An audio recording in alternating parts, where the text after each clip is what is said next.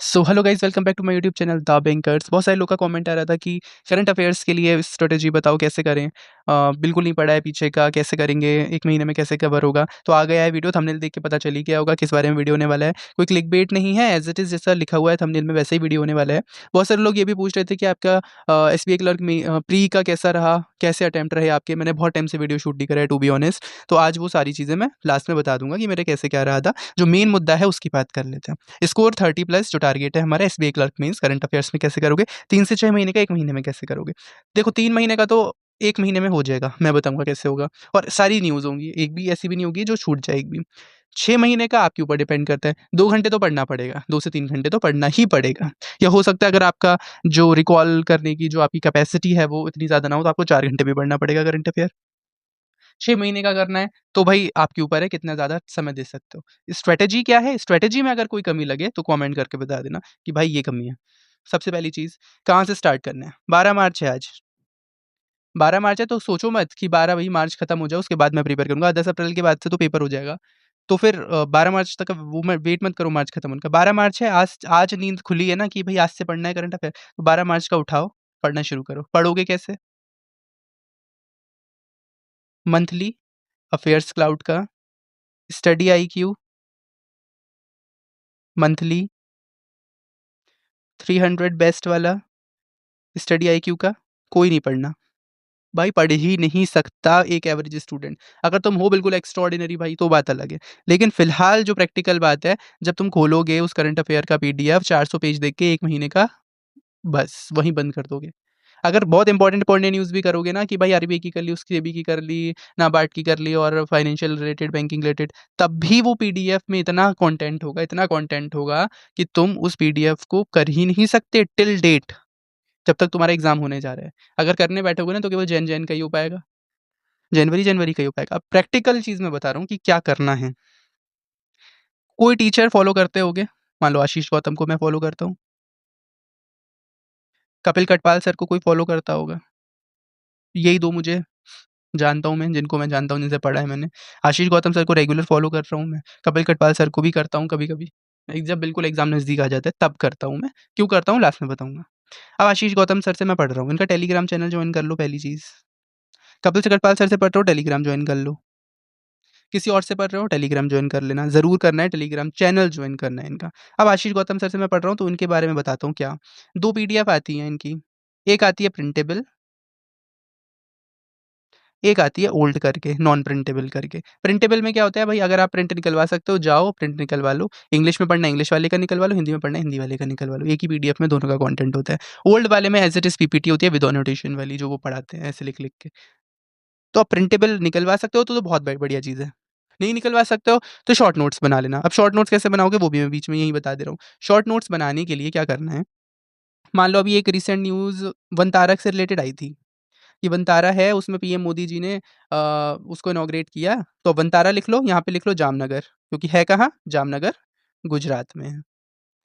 अब कहाँ ओकेशन, जो इनॉग्रेट किसने किया, तो यहाँ लिख लो इनॉग्रेटेड बाय। स्पेलिंग पे वो मत करना या राइटिंग पे वो मत करना, मैं ऐसे ही बस लिख रहा हूँ, पीएम मोदी लिख लो। ठीक है, ओकेशन क्या था जब इसको वो किया गया, इनॉग्रेट किया गया, 7th national board of wild life की मीटिंग थी, 7th मीटिंग थी। वहाँ पे जब पीएम मोदी चेयर करने आए थे। तो अब ये देखो इतनी बड़ी न्यूज़ जो 4 से 5 लाइन में कवर होगी, वो तुम्हारी देखो 3 पॉइंट में कवर हो गई। वनतारा जामनगर गुजरात का है, इनॉग्रेट किया था पीएम मोदी ने, ओकेशन था 7th national board of wild life की मीटिंग थी। हो गई। अब वनतारा आई थिंक ये आपका जियो फाउंडेशन का है, जियो फाउंडेशन की तरफ से इसको चलाया गया है, ये भी ऐड कर सकते हो। जियो फाउंडेशन और शायद जियो वो रिलायंस इंडस्ट्रीज़, ये 2 का शायद कोलैबोरेशन है। जियो फाउंडेशन ही है शायद, मुझे अभी ऐसे याद नहीं आ रहा एग्ज़ैक्ट। तो ये तुम्हारी न्यूज़ कवर हो गई फिलहाल में, ठीक है? तो ये तो तरीका बता दिया मैंने कैसे करनी है। अब करनी कैसे है, 12 मार्च है, 12 मार्च का तुम्हें रोज़ पढ़ना है। 12 मार्च से स्टार्ट कर रहे हो टिल मार्च, जब तक मार्च खत्म नहीं हो रही उसका तो डेली पढ़ना है। 12 मार्च को 12 मार्च का कंप्लीट करा।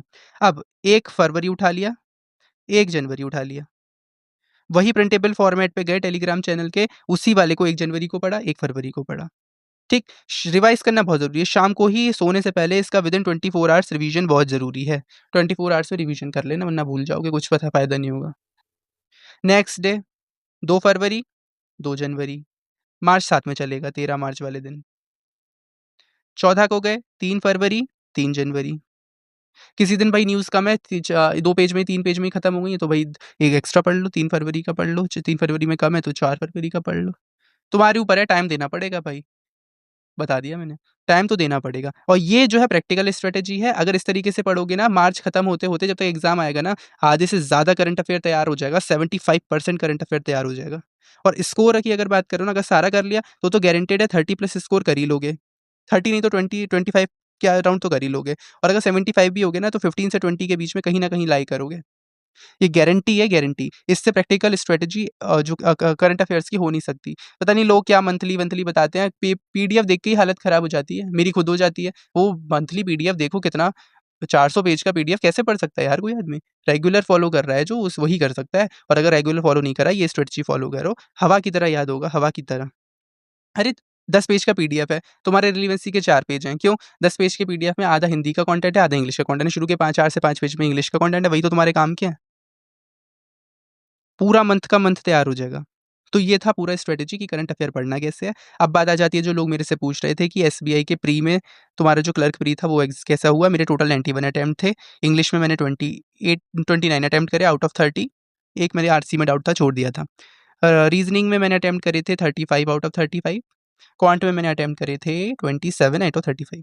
इसमें एक एयर ट्रेन का क्वेश्चन था, उसकी वजह से मेरा 1 डेढ़ मिनट खराब हो गया था, वरना मैं उससे एक्स्ट्रा भी कर लेता। फिलहाल 91 हो गए अटेम्प्ट, मुझे पता है मेरा निकल ही जाना है, मेंस की तैयारी कर रहा हूँ मैं। और अब मैं अपना थोड़ा-सा एक्सपीरियंस बता देता हूँ कि मैंने अपने एक्सपीरियंस से क्या सीखा। मैंने आईबीपीएस का क्लर्क दिया था और पीओ दिया था, दोनों दिया था। क्लर्क का रिज़ल्ट आया नहीं है। क्लर्क मेरी लाइफ़ का पहला मेंस था, तो उतना मैं तैयार नहीं था और अच्छे से नहीं पढ़ पाया था। पीयू मैंने बहुत डेडिकेशन के साथ पढ़ाई करके दिया था। मेरा 2.75 से रह गया था। आपने देखा होगा, मेरा वीडियो भी पड़ा हुआ है चैनल पे। 2.75 से शॉर्ट पड़ा हुआ है, रह गया था। अब रीज़निंग आता है, तुम्हारा क्वांट आता है, तुम्हारा इंग्लिश आता है इसमें, और पीयू की बात कर रहा हूँ मैं, और तुम्हारा जीए आता है और डिस्क्रिप्टिव आता है। रीज़निंग में मैंने अराउंड 20, एग्ज़ैक्ट याद नहीं है देखो फिगर मेरे को, मैंने अराउंड 20 से 25 के बीच में अटेम्प्ट करे थे। मेरे नंबर ऑफ क्वेश्चन्स नहीं बता रहा हूँ मैं ये, नंबर तो मैंने करे थे अराउंड 15 से 20 के बीच में। लेकिन कुछ 1 मार्क्स से थे, कुछ 2 मार्क्स से थे, और मैंने कहा था 25 के अराउंड, 20 से 25 के अराउंड मेरा स्कोर आ जाएगा। लेकिन मेरा स्कोर आया अराउंड 16, नॉर्मलाइज़ेशन की वजह से नंबर कट गए। क्वांट की बात करते हैं। क्वांट में मैंने अटेम्प्ट करे थे, जो मेरे अटेम्प्ट थे वही मेरे 15 के आस-पास थे। जो मेरे अटेम्प्ट थे वही 15 के आस-पास थे, और मेरे नंबर आए हैं 6-7। गलत तो होने का चांस ही नहीं है कोई, क्वांट जैसी चीज़ में। कोई मतलब ही नहीं है। अरे एक आध गलत हो गया होगा, नॉर्मलाइज़ेशन में चले गए नंबर। इंग्लिश की बात करूँ, मैंने अराउंड 32 अटेम्प्ट करे थे, इसके मुझे एक्ज़ैक्टली याद है। मैंने अराउंड 32 करे थे, 30 से 32, और इसमें मैंने अराउंड 20 स्कोर किया है। नॉर्मलाइज़ेशन में नंबर गए हैं मेरे, फर्स्ट शिफ्ट में था पेपर अपना। अब जीए की बात करूँ, तो इसमें मैंने टोटल 7 अटेम्प्ट करे थे, या 6 जने 7, और मेरा अराउंड स्कोर आया है 5.25 कुछ आया है, 5 की रेंज में आया है। इसका मतलब ये है जीके, जीएस में नॉर्मलाइज़ेशन बहुत ही कम, ना के बराबर होता है। अगर मेरे ख़्याल से नॉर्मलाइज़ेशन, पहली बात तो मैंने ऐसा कोई टिक ही नहीं करा था जो मुझे नहीं आता, मैंने रिस्क नहीं लिया था कोई भी। तो जीए का रोल देख लो यहाँ कितना सही है, नॉर्मलाइज़ेशन कम होता है इसमें। होता भी है तो फिलहाल इतना इफ़ेक्ट नहीं करता, होता तो होगा ही, शिफ्ट वाइज़ होता है। तो डिस्क्रिप्टिव मैंने करा था, मेरी दोनों में, ना लेटर में, ना ऐसे में, ना लेटर में, ना ऐसे में, वर्ड लिमिट पूरी नहीं हुई थी। लेकिन मैंने कंटेंट जो लिखा था बिल्कुल ग्रामेटिकली करेक्ट था, सब कुछ सही था। मैंने आउट ऑफ 25 17 पॉइंट कुछ अटेम्प्ट स्कोर किया है। ठीक है ना? तो इस पूरे एनालिसिस से जो मैंने देखा है अब तक के 2 में से, कि जो एक्सपीरियंस हुआ मुझे, इतना पता चला, 2 सब्जेक्ट हैं, एक तो इंग्लिश, एक जीए। यही हैं जो आपका मेंस क्लियर करा सकते हैं, और कोई सब्जेक्ट ऐसा नहीं। रीज़निंग की बात करूँ, क्वांट की बात करूँ, तो भाई जो उनका लेवल आगे आने वाले टाइम में बढ़ता जा रहा है, जो आज तुम 15 अटेम्प्ट करके आ रहे हो ना, अगले साल तुम 10 अटेम्प्ट करोगे, ये तुम्हारा गुड स्कोर होगा, गुड अटेम्प्ट्स होंगे। क्वेश्चन की बात कर रहा हूँ, मार्क्स की बात नहीं कर रहा। ये 1.5 या 1.25 का होगा ये क्वेश्चन, वो बात नहीं कर रहा मैं। समझ रहे हो? डिफ़िकल्टी लेवल बढ़ता जा रहा है ना, डिफ़िकल्टी लेवल जैसे बढ़ेगा कट ऑफ भी गिरेगी। लेकिन रीज़निंग क्वांट की जो हालात हैं, जो एग्ज़ाम्स में आजकल आ रही है, वो बहुत ही ऊपर लेवल की आ रही है। उसके लिए तो मैं देखो घिसना तो पड़ेगा, पेन तो घिसना पड़ेगा। ये नहीं कह रहा कि मैं जीके, जीएस में सारा टाइम झोंक दूँ। पेन तो कर घिसना पड़ेगा, क्योंकि कट ऑफ तो निकालनी है ना। लेकिन उसके साथ-साथ ये नहीं कि भाई पूरा दिन जीके जीए ये रीज़निंग ही पढ़ रहा है क्वांट, भाई इंग्लिश और जीए को टाइम देना बहुत ज़रूरी है। अगर रेगुलर पढ़ने वाले हो तो 2 घंटे इंग्लिश, 2 घंटे जीए को 2 ही दो। और जीए को तो एक्स्ट्रा दे सकते हो ना, 3 घंटे तक दे सकते हो, तो 2, क्योंकि ये गेम चेंजर सब्जेक्ट्स हैं दोनों। रीज़निंग, क्वांट में सबके एक जैसे नंबर आते हैं। मेरा अब जैसे मान लो मैं 2.75 से रह गया, तो मुझे ये नहीं लग रहा कि मैं इंग्लिश में अच्छा स्कोर कर लेता। मुझे लग रहा था यार काश मैंने जीए और अच्छे से पढ़ लिया होता। कम से कम 10-15 अटेम्प्ट हो जाते मेरे, तो मेरा निकल जाता है बीपीएस पीओ मेंस का।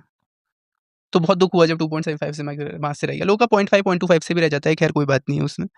अब तो ये था पूरा फुल एक्सपीरियंस मेरा, और ये पूरी स्ट्रैटेजी है, प्रैक्टिकल स्ट्रैटेजी है। कैसी लगी स्ट्रैटेजी बता देना कमेंट में। Thanks for watching.